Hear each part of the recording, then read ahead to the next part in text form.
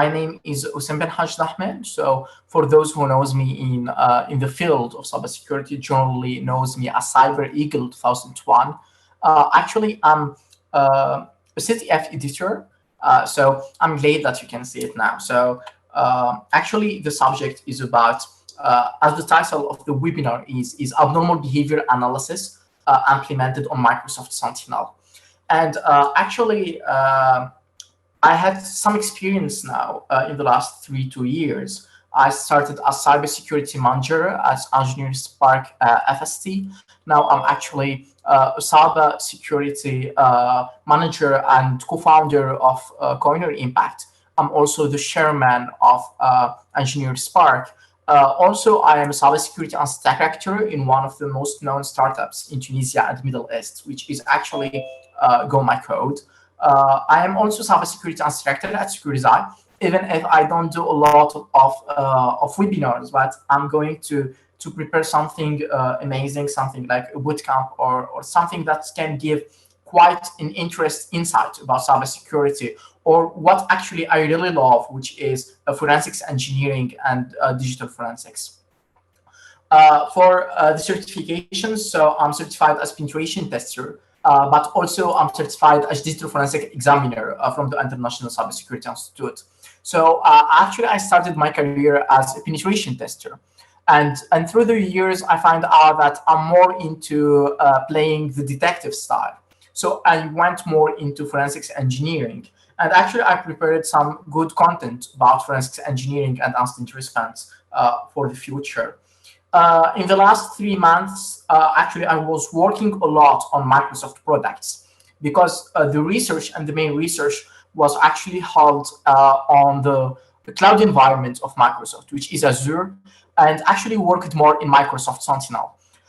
This is why actually I decided to go into Microsoft certifications, and I passed the SC 900 and the Artificial Intelligence 900 also. So actually, I'm now certified in different things, and I'm actually working also on getting into consulting and being a cybersecurity consultant. The fact that we have, oh, thank you, Kevin. Actually, I started at a young age, actually. I started cybersecurity at 15, so I was still on high school, but actually, I like the fact that I'm working on this. The fact that we have the ability to go into the field of cybersecurity, enjoy working on Linux terminals, code your own little scripts. And this is actually what pushed me actually to get into the world of cybersecurity. Yes, I can say I'm young. I have 22 years old. And a lot of people say that I'm evolving so much into the field. And I think that it's better for me to go step by step. And the last thing I'm doing now is getting to be cybersecurity researcher, getting into the fact that you are discovering new things. And the fact that I'm enjoying the field, enjoying my work, it makes me actually evolve better on the speed fact. Cybersecurity is a good field, but it's a hard one. You can't actually work in cybersecurity if you are not really enjoying it. And this is actually gives us a lot of hope, because I'm seeing now that a lot of youngsters are getting into the world of cybersecurity at an early age, which is actually so interesting, because they can actually evolve how much actually hackers also evolve. So they can actually keep being updated. And this is what we need actually in order to defend our systems and our infrastructure.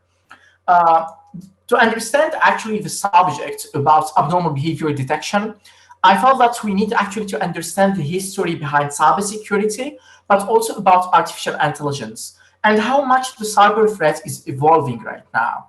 A lot of people actually don't understand the history behind cybersecurity. Cybersecurity started in 1972 with Bob Thomas. Bob Thomas was actually a network researcher, and actually what he did, that he created what we call it now a worm. Actually, what he did, he created a program that has the ability to create his own clones and send them to other machines. When they are going to achieve that new machine, they are going to create a new clone, and they are going to send it to another victim. The result is going to create botnets. And Bob Thomas was the one who is controlling all of this network. Bob Thomas actually attacked the ARPANET network for research subjects. And ARPANET was created by the Counterintelligence Agency of the United States, which is the CIA.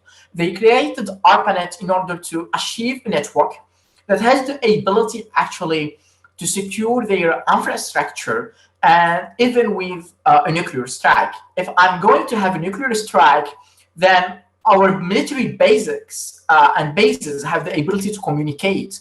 The fact that ARPANET went to public and everyone is connected to internet, especially universities, Bob Thomas started thinking about how much secure is this network.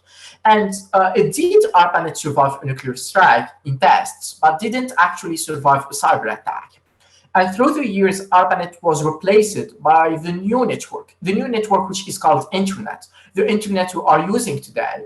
And the fact that we have cybersecurity started in the early 70s, it didn't really evolve into the last 20 years, which make us question why.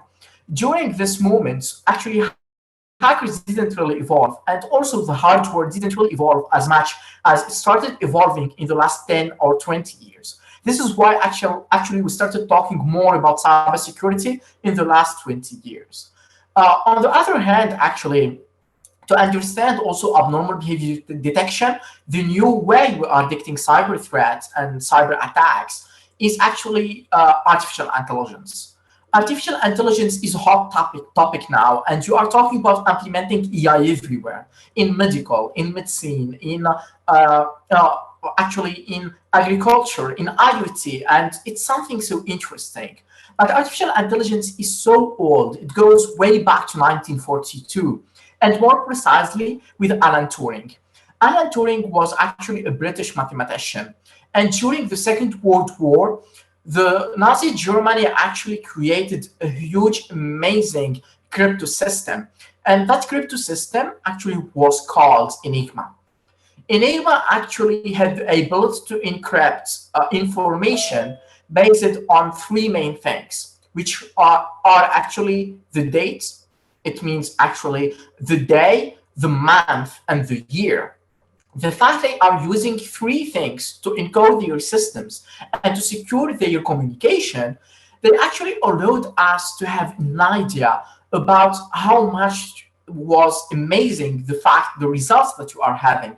A 100% dynamic system, changing the algorithm every 24 hours to secure the communication between the different units of the German military system. And the fact that UK was searching about and trying to find a way to crack this huge crypto system, and to do so, they needed someone who has the ability to think in a different way, to think actually more like a researcher than a military man. So they called Alan Turing. He was actually a PhD at Oxford, if I'm not wrong, and he created a whole team of academics and students, allowing him actually to get the system and get the research in another way and in another point of view, allowing him actually to think in a way how actually we can use statistics and algebra in order to crack the crypto system and do crypto analysis on the encrypted communications of the Nazi Germany. I'm going to try to share a whiteboard with you. So I hope that you can see the new whiteboard. So if you can see it, I will be glad that you are going to send me something on the chat.